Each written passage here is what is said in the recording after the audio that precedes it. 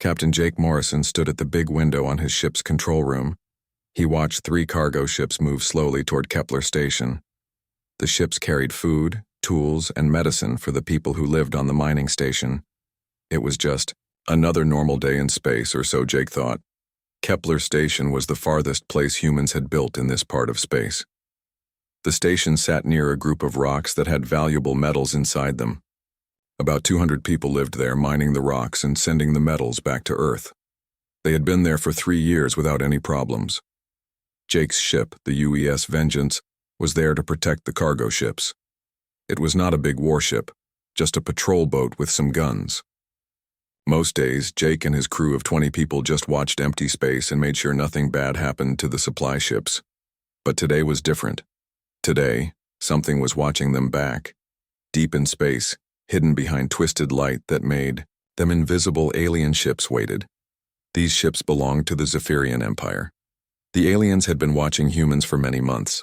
They studied how humans moved through space, where they built their stations, and how many ships they had. Admiral Vextar commanded the alien fleet from his huge ship. He was tall and thin, with gray skin and 4 arms. His people had ruled this part of space for 1,000 years. They had destroyed many other races who tried to live here. Now it was time to destroy the humans, too. "These humans are weak," Admiral Vextar told his officers. "Their ships are slow and their weapons are old. We will kill them all today, and they will never come back to our space." The other aliens agreed. They had fought many wars and always won. The humans looked no different from all the other weak races they had wiped out before. At exactly noon, station time, the alien ships appeared. They came out of their hiding like hungry wolves. There were 12 of them, each one twice as big as Jake's ship. The alien ships looked alive with smooth curves and no straight lines. They moved through space like swimming fish. Commander Lisa Hayes was in charge of Kepler Station. She was drinking coffee in her office when the alarm started screaming. She ran to the control room and saw the alien ships on her screens. "All ships, this is Kepler Station," she said into her radio. "We have unknown ships approaching. They do not answer our calls."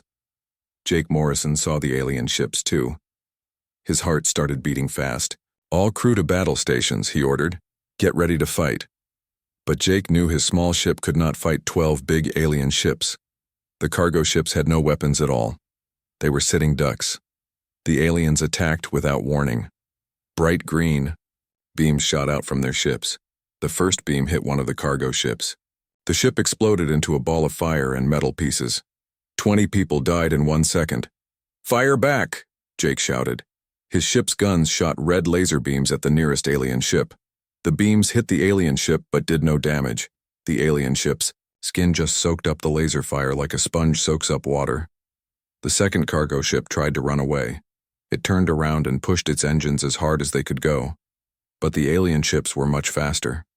2 green beams hit the cargo ship from behind. It broke apart like a toy. Commander Hayes watched from the station as the alien ships killed the cargo ships. She knew her station would be next. Kepler Station had some defense guns, but they were old and weak. They were made to scare away space. Pirates not fight a real war. "Send a message to Earth," she told her radio officer. "Tell them we are under attack by unknown aliens. Tell them these aliens want to kill us all." The radio officer sent the message just as the alien ships turned toward the station. Green beams started hitting the station's outer walls. The walls were thick, but they would not last long against the alien weapons. Lieutenant Sam Turner was the station's chief engineer. He was a young man with red hair and smart eyes. When the alien beams started hitting the station, Sam had an idea. The station used big lasers to cut metal out of the space rocks. Maybe he could turn those lasers into weapons. Sam ran through the station's halls as the lights flickered and the walls shook. He reached the mining control room and started working on the laser controls. The mining lasers were much more powerful than the station's defense guns. If he could aim them at the alien ships, maybe he could hurt them. Outside, Jake Morrison's ship was still fighting. His guns kept shooting at the aliens, but the laser beams just bounced off their ships. One alien ship turned its attention to Jake. A green beam shot out and hit the Vengeance's left side. The ship shook hard and smoke filled the air. "We're hit bad," Jake's engineer reported. "The left engine is dead and we're losing air." Jake knew his ship was dying, but he would not give up. "Keep firing," he ordered. "Make them work for it." Back on the station, Sam Turner finished changing the mining laser controls. The big lasers slowly turned away from the space rocks and pointed at the nearest alien ship. Sam took a deep breath and pushed the fire button. A thick red beam shot out from the station. It was much stronger than any weapon the humans had used before. The beam hit an alien ship right in the middle. The alien ship's living skin started to burn and bubble. For the first time in the fight, an alien ship was hurt. Admiral Vextar saw his ship get damaged and felt surprised. "How did they do that?" he asked his officers. "Those are not military weapons." But Sam's victory did not last long. The other alien ships all turned their guns toward the station. Many green beams hit the station at the same time. The walls cracked and broke. Air started rushing out into space. Commander Hayes knew the station was lost. "All people to the escape pods," she ordered over the speakers. "This is not a drill. Get to the pods now." Families ran through the station's halls carrying their children and whatever they could grab. The escape pods were small ships that could carry people away from danger, but there were not enough pods for everyone. Sam Turner stayed at his laser controls, still firing at the alien ships. He helped cover the escape pods as they launched into space. One by one, the small pods flew away from the dying station. Some made it to safety. Others were shot down by the aliens. Jake Morrison's ship was also dying. Half his crew was hurt and most of his weapons were broken.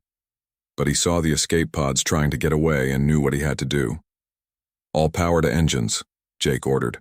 "We're going to ram that big alien ship." Jake's ship flew straight at Admiral Vexistar's command ship.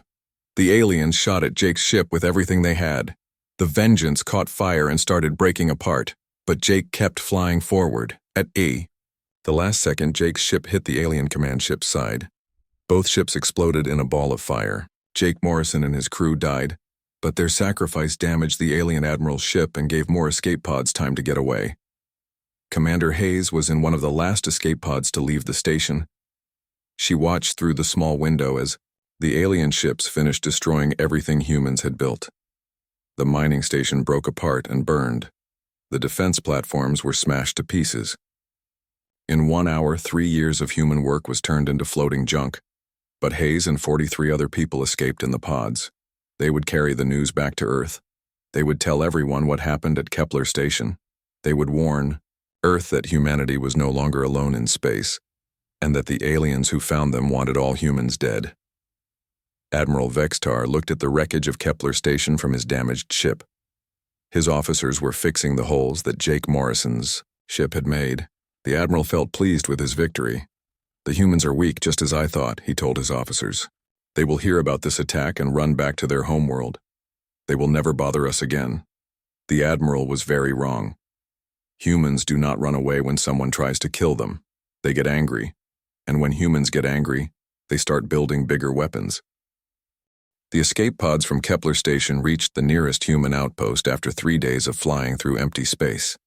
Commander Lisa Hayes and the other survivors were tired, hungry, and scared. But they had an important message to deliver. The news traveled fast through human space.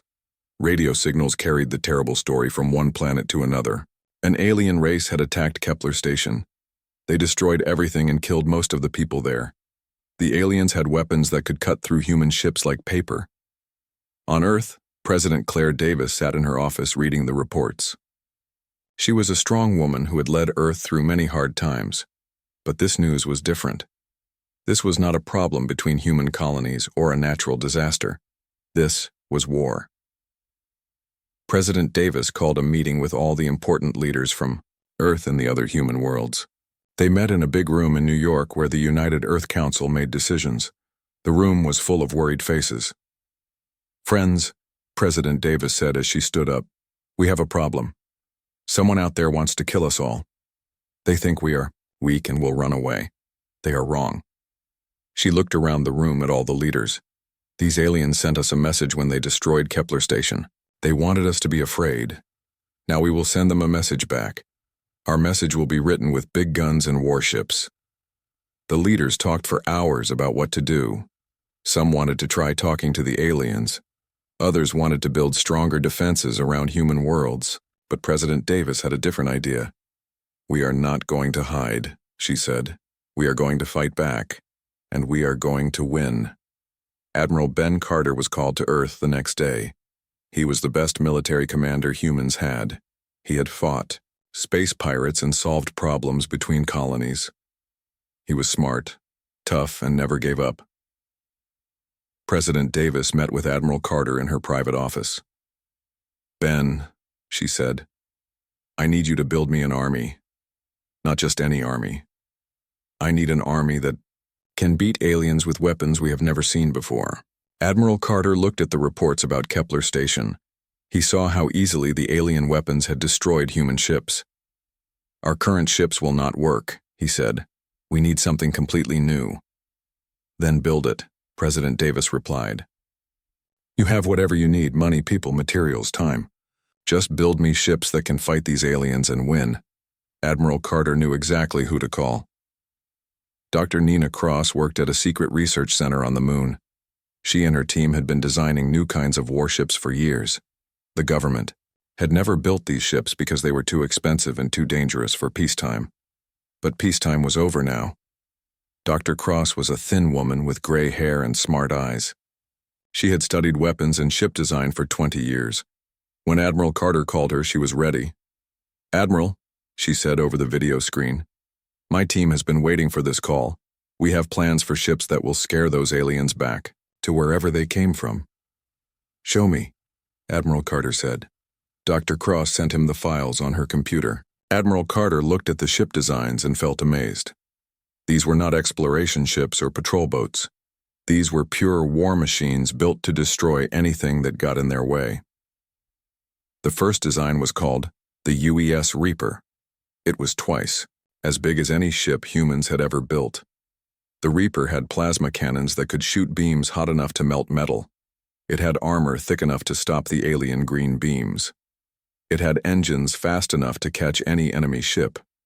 The second design was the UES Devastator. This ship carried hundreds of missiles that could follow enemy ships even if they tried to run away. The missiles were smart and could think for themselves. They would chase alien ships until they caught them and exploded. But the best design was the UES Retribution. This would be Admiral Carter's command ship. It was the biggest and strongest warship ever planned. The Retribution had something Dr. Cross called overkill protocol. This meant the ship had enough weapons to not just beat the enemy, but to make sure nothing was left alive to threaten humans ever again. "How long will it take to build these ships?" Admiral Carter asked. "If we work day and night and use every shipyard we have, maybe 6 months, Dr. Cross replied. "You have 4 months, Admiral Carter said. "Those aliens think they have plenty of time to plan their next attack. Let's surprise them." Work started immediately on every human world. The shipyards on Luna, Mars, and the asteroid belt began building the new warships. Thousands of people worked without stopping. They welded metal, installed weapons, and tested engines. Captain Alex Stone was chosen to command the UES Reaper. He was a young officer who had fought space pirates and knew how to use weapons in battle. When he saw his new ship being built, he smiled for the first time since hearing about Kepler Station. Captain Kate Morgan got command of the UES Devastator. She was an expert at using missiles and had sunk many pirate ships. Her new ship would carry more missiles than 10 old ships combined. The best engineers were chosen to work on the new ships.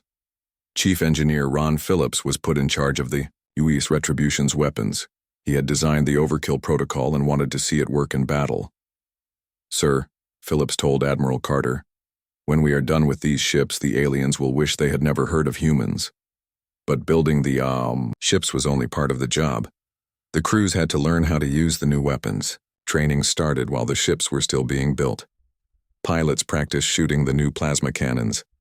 Gunners learned how to use the smart missiles. Engineers studied how to fix battle damage quickly. Captain Danny Rodriguez was given command of a smaller ship called the UES Lightning. This ship was built for sneaking around and attacking enemies by surprise. It had special armor that made it almost invisible to enemy sensors. Major Kelly Brooks commanded the UES Havoc, a ship designed to carry soldiers who would board enemy ships and fight hand-to-hand. The ship had special pods that could be shot at enemy ships like bullets. The pods would stick to the enemy ship's hull and cut holes so the soldiers could get inside. As the months passed, the new ships began to take shape. Workers installed the plasma cannons on the Reaper. The Devastator's missile pods were loaded and tested. The Retribution grew bigger and more dangerous every day. Dr. Cross worked without sleeping much, checking every detail of the ships. These aliens made a big mistake, she told her team. They think humans are weak because our old ships were weak. They do not know that humans learn from their mistakes and build better tools. News reporters were not allowed to see the new ships being built. The government wanted to keep them secret from any alien spies, but rumors spread through human space. People talked about new weapons and big warships that would make the aliens sorry they had attacked humans. President Davis visited the shipyards on Mars to see the work being done. She walked through the UES Retribution while it was still being built. The ship was so big that it took her an hour to walk from one end to the other. "This is not just a warship," she told Admiral Carter. "This is our promise to every human in the galaxy. No one will hurt us again without paying a terrible price." 4 months after the attack on Kepler Station, the new ships were ready. They were bigger, faster, and more dangerous than anything humans had ever built before. The crews were trained and eager to fight. Admiral Carter stood on the bridge of the UES Retribution and looked out at his new fleet. 50 warships floated in space around him, all carrying weapons designed to destroy alien ships. The fleet was ready for war. "Send a message to all human colonies," Admiral Carter ordered. "Tell them the cavalry is coming. Tell them we are going to make those aliens regret they ever found us." The war was about to begin, but this time humans would not be the victims. This time they would be the hunters. Commander Zalthek floated in his bioship's control room, watching the empty space around the Vega system. His ship was alive, made from grown tissue and living metal. The walls pulsed like a heartbeat, and the controls responded to his thoughts. Zalthek commanded 12 bioships, all patrolling this area of space for any human activity. After the easy victory at Kepler Station, Admiral Vextar had sent patrol groups to watch for human ships trying to escape their home worlds. "The humans will run," Zalthek told his crew. "They will try to flee to other parts of space where we cannot find them, but we will catch them and destroy them all." The other aliens on his ship agreed. They had seen how easily their weapons had destroyed the human station. The humans had weak ships and old guns. Fighting them was like stepping on insects. But 3 days ago, their long-range sensors had detected something strange. Human ships were moving toward the Vega system, not away from it. The ships were bigger than any humans had built before, and they moved in a way that suggested military training. "Maybe the humans are coming to fight us," one of Zalthek's officers suggested. "Should we call for more ships?" Zalthek laughed, a sound like grinding metal. 12 of our bioships destroyed their strongest outpost. What can a few human ships do to us? We will crush them and send their wreckage back to Earth as a warning." Far away in space, hidden behind a small moon, Captain Danny Rodriguez watched the alien ships through his sensors. His ship, the UES Lightning, was invisible to alien eyes. The special armor made his ship look like empty space on their screens. "Sir," his sensor officer whispered, "we count 12 alien ships. They are spread out in a patrol pattern, just like Admiral Carter predicted." Danny nodded. The aliens were confident and not expecting trouble. That would be their first mistake. Their last mistake would be attacking humans in the first place. "Send the signal," Danny ordered. "Tell Admiral Carter we have found them." The message traveled through space using a new type of radio that the aliens could not detect. Within hours, the human fleet received Danny's report and began moving toward the Vega system. Admiral Carter stood on the bridge of the UES Retribution, studying the battle plans. His fleet had 50 ships, but he did not want to use them all at once. This first battle would be a test of the new weapons and tactics. "Captain Morgan," Admiral Carter said into his radio. Take your ships and show these aliens what humans can do. Captain Rodriguez will guide you to the targets." Captain Alex Stone smiled as he heard the order. His ship, the UES Reaper, had been built for this moment. The plasma cannons were charged and ready. His crew of 200 people waited at their battle stations. Captain Kate Morgan checked her weapons one more time. The UES Devastator carried 400 smart missiles, each one capable of tracking and destroying an enemy ship. She had been dreaming of this fight for months. The human ships moved through space like silent ghosts. The new engines made no sound and left no trail that alien sensors could follow. They approached the alien patrol from 3 different directions. Commander Zalthek was the first to die. Captain Rodriguez brought the UES Lightning close to the alien commander's bioship without being seen. At point-blank range, Danny fired his antimatter cannons. The alien ship simply disappeared. 1 second it was there, a living vessel pulsing with alien life. The next second there was nothing but expanding gas and metal fragments. Commander Zalthek and his crew of 50 aliens died before they knew they were under attack. The other alien ships detected the explosion and began looking for enemies. Their bioships started changing shape, growing thicker armor and extending weapon pods. But they were looking in the wrong direction. Captain Stone's UES Reaper appeared behind the alien formation like a nightmare made real. The ship was twice as big as any alien vessel, painted black with red markings. Plasma cannons along its sides glowed like angry stars. "Fire," Captain Stone ordered. 10 plasma beams shot out from the Reaper at the same time. Each beam was hotter than the center of a star. The beams hit 3 alien bioships and burned through their living hulls like hot knives through butter. The alien ships screamed as they died. Their biohulls sent out psychic death cries that other aliens could feel. The remaining alien ships knew they were in terrible danger, but they did not know where the attacks were coming from. Captain Morgan's UES Devastator joined the battle from the 3rd direction. 200 smart missiles launched from the ship's pods, each one guided by its own tiny computer brain. The missiles spread out through space, hunting for alien ships. The aliens tried to shoot down the missiles with their green beam weapons. They destroyed 20 missiles, then 50, then 100, but there were too many missiles coming from too many directions. The remaining missiles found their targets and exploded. 4 more alien bioships died in balls of fire and torn metal. Their living hulls could heal from small wounds, but they could not survive being blown apart by high explosives. Only 5 alien ships remained alive, and they were trying to run away. But the human ships were faster and had better engines. There would be no escape. Major Kelly Brooks commanded the Marine assault ship UES Havoc. Her job was to test a new tactic that no alien had ever seen before. Instead of destroying enemy ships, she would capture them and take prisoners.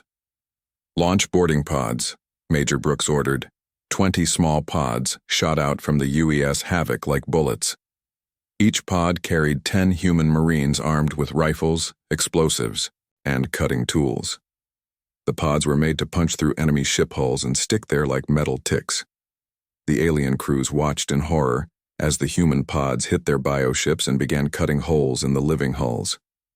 The bioships tried to heal the wounds, but the humans kept cutting faster than the ships could repair themselves.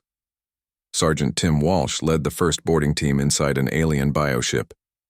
The inside looked like a living cave, with walls that breathed and floors that felt warm to the touch. Strange alien writing glowed on the surfaces and the air smelled like rotting flowers. "Spread out and secure the ship," Sergeant Walsh ordered his Marines. "Watch out for alien crew members, but try to take some alive for questioning." The aliens inside the bioship had never fought enemies who came aboard their vessels. Their weapons were designed for ship-to-ship combat, not close fighting in narrow hallways. The human Marines had trained for exactly this kind of battle. The fight inside the alien ship lasted only 10 minutes. When it was over, Sergeant Walsh's team had captured 15 alien crew members and taken control of the bioship's vital systems. For the first time in the war, humans had captured an intact alien vessel. The other boarding teams had similar success. Within an hour, all 5 remaining alien ships had been captured or destroyed. Not a single human ship had been damaged in the battle. Admiral Carter received the victory reports while still traveling toward the battle site. 12 alien ships destroyed, 5 bioships captured, 60 alien prisoners taken. Human losses, 0 ships, 0 deaths, 3 minor injuries from the boarding actions. Sir, his communications officer reported, we are receiving a transmission from the alien commander we killed at Kepler Station. Admiral Vextar wants to talk. Admiral Carter smiled coldly. Put him on screen. Let's see what the alien leader has to say now.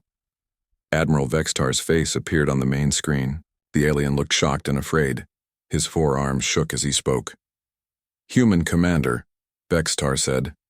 What happened to my patrol fleet? We detected explosions, but no human ships on our sensors. Your patrol fleet is gone, Admiral Carter replied. We destroyed them all. Some of your people are now our prisoners. They will be treated well if they cooperate. Admiral Vextar could not believe what he was hearing. Impossible. Our bioships are superior to your primitive technology. How did you destroy 12 ships without losing any of your own? Admiral Carter leaned forward in his command chair. You made a mistake, alien.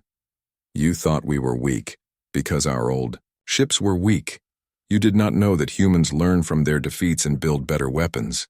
The alien admiral's face showed fear for the first time in his long life. What do you want, human? I want you to remember this day, Admiral Carter said. You wanted to exterminate us. Instead, you have awakened something you cannot control. This war is just beginning and you will lose. Admiral Carter cut the transmission and turned to his officers. Send a message to all human colonies. Tell them we have won our first victory. Tell them the aliens are not as strong as they pretended to be. The Battle of Vega was over, but its effects would ripple through the galaxy. For the first time in 1,000 years, someone had completely destroyed a Zephyrian fleet without taking any losses. The aliens who had ruled this part of space through fear and superior weapons had met their match. News of the victory reached Earth within days. People celebrated in the streets, knowing that their new warships could fight the aliens and win. President Davis received Admiral Carter's report and felt proud of what humanity had accomplished, but she also knew this was just the beginning. The aliens would not give up after one defeat. They would send bigger fleets and stronger weapons. The real test was still coming. Admiral Vextar returned to his homeworld and reported the disaster to his emperor. The news sent shockwaves through the alien empire. How had Admiral Vextar stood in his war room, surrounded by holographic displays showing the entire Zephyrian empire. Red dots marked the locations of his fleets, while blue dots showed human colonies. After the disaster at Vega, the Emperor had given him unlimited authority to destroy humanity completely. Gather every bioship in the Empire, Admiral Vextar ordered his commanders. Call back our fleets from the outer borders. Cancel all other military operations. Every weapon we have will be pointed at the human home system. The alien commanders looked worried. Sir, that will leave our other territories undefended. What if other enemies attack while we are gone? There are no other enemies, Vextar replied angrily. The humans are the only threat that matters now. If we do not destroy them completely, they will destroy us. For 3 months, Zephyrian bioships traveled toward human space from every corner of their empire. The largest military force in Galactic history was gathering for one purpose: to wipe out every human in existence. The alien fleet that finally assembled was terrifying to see. 800 bioships of different sizes floated in formation. Some were as big as cities, carrying thousands of aliens and weapons that could crack planets. Others were fast attack ships designed to hunt down fleeing enemies. Admiral Vextar's command ship was the largest bioship ever grown.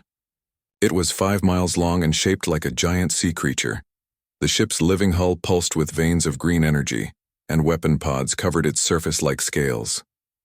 The humans think they are clever, Admiral Vextar told his officers. They think their new ships make them strong, but they have never seen the full power of our empire. Today we will show them what real strength looks like. But the humans were not waiting passively for the alien attack. Captain Henry Clark commanded a small group of scout ships that had been watching alien movements for weeks. His ships were fast and almost invisible to alien sensors. Sir, His sensor officer reported. The alien fleet is moving toward the Sol system. 800 ships, maybe more. They will reach Earth's outer defenses in 5 days. Captain Clark smiled grimly. Send the report to Admiral Carter. Tell him the fish are swimming toward our net. Admiral Carter received the message while standing in the command center on Luna. Around him, dozens of officers worked at computer screens, coordinating the largest defensive operation in human history. Charts and displays covered every wall, showing ship positions and battle plans. 800 ships, Admiral Carter said to his staff. The aliens are throwing everything they have at us. Good. We only get one chance to end this war completely. General Claire Thompson, the head of Earth's military forces, stood beside Admiral Carter. She was a tough woman who had planned many successful battles. Sir, our intelligence reports suggest the aliens think we will try to defend Earth directly. Should we position our fleets around the home system? No, Admiral Carter replied. We are not going to defend Earth. We are going to make the aliens think we are running away, and then we will spring the biggest trap in military history. The plan was brilliant and dangerous. Most of the human fleet would appear to retreat toward Earth, making the aliens believe they were winning. The alien fleet would follow the retreating humans into the Sol system, where they would find a surprise waiting for them. Commander Ava Martinez commanded 20 escort carriers filled with old cargo ships made to look like military vessels. Her job was to make the aliens see exactly what they expected to see: scared humans running home to hide behind Earth's defenses. Remember, Commander Martinez told her captains over the radio, we need to look defeated, but not helpless. The aliens have to believe they are chasing a broken fleet, not walking into a trap. Ava's fake fleet appeared at the edge of human space, moving slowly toward Earth. The ships looked damaged, with fake smoke trailing behind them and emergency lights flashing. Radio messages between the ships talked about heavy losses and requests for reinforcements that would never come. The alien scouts detected the retreating human fleet exactly as planned. Admiral Vextar received the reports and felt satisfied. The humans were running away just as he had predicted. Follow them, Admiral Vextar ordered. Do not let a single human ship escape. We will pursue them all the way to their home world and destroy everything. For 6 days, the alien fleet chased the fake human retreat through space. The aliens moved slowly, confident that they had plenty of time to catch their prey. They did not know that every asteroid, every satellite, and every space station in the Sol system had been turned into part of a massive weapon. Colonel Steve Johnson had spent months preparing the asteroid belt for this moment. His engineering teams had hollowed out hundreds of space rocks and filled them with missile launchers. From the outside, the asteroids looked normal. Inside, they were deadly weapons waiting to fire. Commander Amy Foster controlled the electronic warfare systems spread throughout the solar system. Every piece of human technology had been connected into one giant sensor network. She could track every alien ship and coordinate attacks from 1 million different sources. Captain Rick Barnes commanded 300 fighter squadrons hidden throughout the asteroid belt. The small, fast ships were painted to look like space rocks. When the aliens entered the system, they would find themselves surrounded by enemies they could not see. Admiral Carter watched from his command center as the alien fleet entered the outer edge of the Sol system. 800 bioships spread out in attack formation, their weapons charging for the final assault on Earth. They are exactly where we want them, Admiral Carter said. All units, prepare for Operation Mousetrap. Admiral Vextar stood on his command ship's bridge, looking at the blue-green planet called Earth. Soon that world would be a dead rock floating in space. The humans would be extinct, and the Zephyrian Empire would rule this system. Begin the attack, Admiral Vextar ordered. Destroy every human settlement in this system, leave nothing alive. The alien bioships began moving toward Earth's inner planets, their weapons powered up, ready to burn human cities to ash. Admiral Vextar felt the satisfaction of final victory. Then the asteroids came alive. Thousands of missiles launched from hidden positions throughout the asteroid belt. The space rocks that had looked harmless suddenly revealed weapon ports and targeting systems. The missiles swarmed toward the alien fleet like angry hornets. What is happening? Admiral Vextar shouted as alarms filled his ship. Where are those missiles coming from? Before his officers could answer, Captain Barnes's fighters attacked from every direction. The small human ships appeared from behind, asteroids and debris fields, firing plasma cannons and launching torpedoes. The aliens tried to shoot back, but there were too many targets coming from too many places. Commander Foster's electronic warfare systems began jamming alien communications and sensors. The bioships lost contact with each other and could not coordinate their defenses. They fired wildly at empty space while human weapons found their targets with perfect accuracy. Colonel Johnson's asteroid weapons fired continuously, sending wave after wave of missiles at the alien fleet. The aliens had expected to fight human ships in open space. Instead, they found themselves trapped in a system where every piece of space debris was trying to kill them. Admiral Carter watched the battle displays as alien ships began exploding throughout the solar system. All fleet units moved to attack positions. Time to finish this. The real human fleet appeared from behind Earth's moon, where they had been hiding for days. 50 capital ships led by the UES Retribution emerged from concealment with their weapons, fully charged. The aliens suddenly realized they had been tricked. This was not a desperate last stand by beaten humans. This was a carefully planned trap, and they had walked right into it. Admiral Vextar's bioship shook as human missiles hit its hull. The living armor tried to heal the damage, but more explosions followed faster than the ship could repair itself. "Retreat," Admiral Vextar ordered. "All ships retreat immediately." But there was nowhere to run. The human trap had been designed to prevent escape. Fast human ships blocked the exit routes while the asteroid weapons continued firing. The alien fleet was caught in a deadly net with no way out. The Battle of Sol lasted 18 hours. When the shooting stopped, pieces of alien bioships floated throughout the solar system like a metal graveyard. Of the 800 ships that had entered the system, only 50 survived to limp away into deep space. Admiral Carter stood in his command center, reading the casualty reports. Human losses: 12 ships damaged, 3 destroyed, 400. Personnel killed or wounded. Alien losses: 750 ships destroyed, unknown crew casualties, no prisoners taken. "Sir," his communications officer reported, "we are receiving surrender requests from several alien colonies. They want to negotiate peace terms." Admiral Carter looked at the displays showing the wreckage of the alien fleet. The Zephyrian Empire had thrown everything they had at humanity and lost. Their military power was broken, their colonies were defenseless, and their emperor was probably looking for a place to hide. "Send a message to all alien territories," Admiral Carter ordered. "Tell them we are coming. Tell them to surrender now, or we will finish what they started at Kepler Station." The war was almost over, but the aliens would learn one final Ellie. Emperor Kexavol of the Zephyrian Empire sat on his crystal throne, staring at the reports from the Battle of Sol. The numbers were too terrible to believe. 750 bioships destroyed. Hundreds of thousands of his best warriors dead. The greatest military force in galactic history had been crushed by primitive humans. Around the Emperor, his advisors whispered nervously among themselves. Some talked about evacuating the capital world. Others suggested hiding in the outer territories until the humans forgot about them. All of them were afraid. "How is this possible?"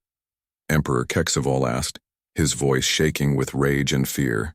"Our bioships were superior. Our weapons were more advanced. Our empire has ruled for 1,000 years. How did these humans defeat us so completely?" Grand Admiral Kethmar, the only high-ranking military officer to survive the battle, stepped forward. His bio-armor was cracked and leaking green fluid from his wounds. "Your Majesty, we underestimated them. We thought they were weak because their old ships were weak. We did not realize they could learn and adapt so quickly. They turned their entire star system into a weapon," another advisor added. "Every asteroid, every satellite, every piece of space debris was part of their trap. We have never seen anything like it." Emperor Kexavol stood up from his throne, his forearms trembling with anger. "Then we will build more ships. We will create new weapons. We will call our allies from other galaxies. The humans cannot have won everything."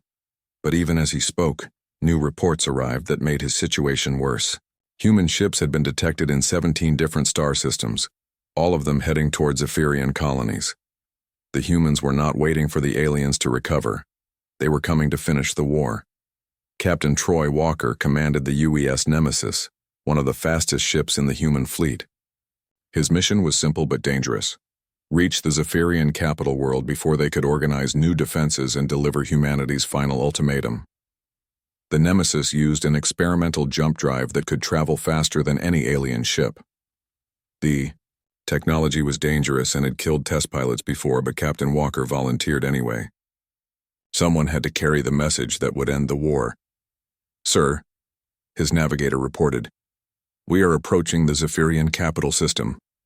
I am detecting hundreds of defense platforms and patrol ships." Captain Walker looked at the tactical display. The alien capital was protected by massive space stations armed with planet-killing weapons. Under normal circumstances, attacking the system would require the entire human fleet and result in heavy casualties. But these were not normal circumstances. The Nemesis carried something more powerful than weapons: the threat of human determination. "Take us straight to their capital world," Captain Walker ordered. "Maximum speed, no evasive maneuvers. I want them to see us coming." The Nemesis dropped out of hyperspace directly above the Zephyrian capital planet. Alarms screamed throughout. The alien system as defense platforms turned their weapons toward the lone human ship. But Captain Walker was not there to fight. "This is Captain Troy Walker of the United Earth Fleet," he broadcast on all alien frequencies. "I carry a message for your Emperor. You have exactly 1 hour to surrender unconditionally, or we will demonstrate what human overkill protocol means when applied to an entire planet." Emperor Kexvol received the message in his throne room. The idea that a single human ship would dare to threaten his capital world was unthinkable. But after seeing what humans had done to his invasion fleet, nothing seemed impossible anymore. "One ship," the Emperor said to his advisors. "One human ship threatens our entire world. Should we destroy it?" Grand Admiral Kethmar shook his head. "Your Majesty, remember what happened at Sol. The humans turned their whole system into a trap. What if this is also a trap? What if there are more human ships hiding nearby?" The Emperor looked at his military advisors but saw only fear in their eyes.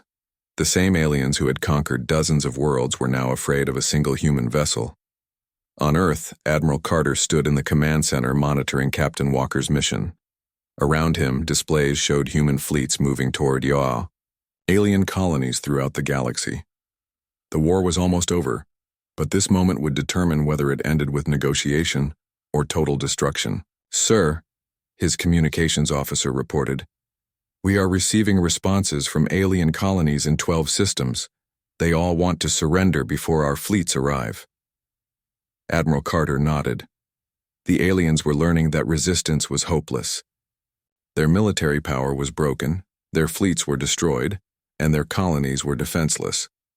But the Emperor still had not responded to the ultimatum. President Davis joined Admiral Carter in the command center. She had been monitoring the situation from her office but wanted to be present for the final moments of the war. "Ben," she said, "what happens if the Emperor refuses to surrender?" Admiral Carter looked at the displays showing human ships positioned throughout alien space. "Then we show the galaxy what happens when someone tries to exterminate the human race. We make sure no one ever makes that mistake again." On the Zephyrian capital world, Emperor Kexvol walked through his palace gardens, thinking about his choices. He could fight and watch his people die, or he could surrender to a species his empire had discovered less than a year ago. An hour passed.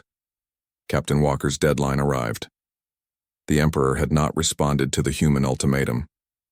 "This is Captain Walker," Troy broadcast to the alien capital. "Your time is up. Prepare to learn why humans consider overkill to be a reasonable tactical doctrine." But instead of firing weapons, Captain Walker did something the aliens did not expect. He waited. The human captain knew that sometimes the threat of destruction was more powerful than destruction itself. 10 minutes later, Emperor Kexvol's response came through the radio. "Human commander," the Emperor said, his voice barely above a whisper, "the Zephyrian Empire surrenders unconditionally. We submit to your terms and ask for mercy. Captain Walker felt relief wash over him. The war was over without firing another shot. Your surrender is accepted, Captain Walker replied. Prepare to receive our peace negotiators. Any attempt to resist or break this agreement will result in the complete destruction of your civilization. The news of the alien surrender spread through human space within hours. People celebrated in the streets of every human world. Children who had been afraid of alien invasion could now sleep safely. The nightmare that began at Kepler Station was finally over. Admiral Carter received surrender documents from alien colonies throughout the galaxy. The Zephyrian Empire, which had ruled this sector of space for 1,000 years, formally surrendered to a species they had underestimated. Dr. Nina Cross sat in her laboratory on Luna, writing her final report on the war. Her weapons had worked better than anyone had hoped. The plasma cannons, smart missiles, and overkill protocols had turned humanity from victims into the dominant military power in the galaxy. The enemy made a fundamental error, she wrote in her report. They assumed that a species capable of turning their own star system into a weapon would be satisfied with mere survival. They learned too late that humans do not just fight wars, we redefine them. Commander Lisa Hayes, the survivor from Kepler Station who had started it all, stood on the observation deck of a new space station being built where Kepler had once existed. The station would be called New Kepler, a monument to the people who died and the victory that followed. They came to kill us all, Lisa said to the memorial wall listing the names of everyone who died in the attack. Instead, they taught us that we are stronger than we ever imagined. Major Kelly Brooks and Sergeant Tim Walsh, veterans of the boarding actions that had captured alien ships, trained new Marines in the techniques that had proven so effective. The galaxy now knew that humans did not just destroy enemy ships. They captured them and learned from them. Captain Jake Morrison was remembered as a hero who had sacrificed his life to save civilian escape pods. Schools and ships were named after him. His final message became the motto of the human fleet: make them work for it. The war had cost humanity 3,000 lives and dozens of ships, but it had gained them something more valuable: the respect and fear of every other species in the galaxy. The humans who had once been unknown explorers were now the undisputed military power in their region of space. Admiral Carter stood on the bridge of the UES Retribution as his fleet returned to Earth. Behind him, captured alien bioships were being studied by human scientists. The technology would help humanity build even better ships for future challenges. President Davis met the returning fleet at Earth's orbital stations. She gave a speech that was broadcast to every human world in the galaxy.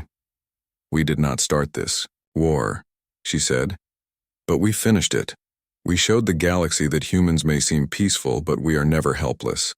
Anyone who threatens our people, our worlds, or our future will learn the same lesson the Zephyrians learned. The war was over, but its effects would last forever.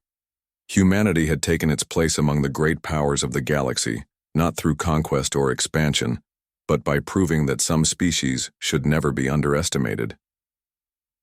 The aliens had wanted to send humans a message about their place in the universe. The message they received in return was written in the wreckage of their fleets and the surrender of their empire. Never start a war with a SP.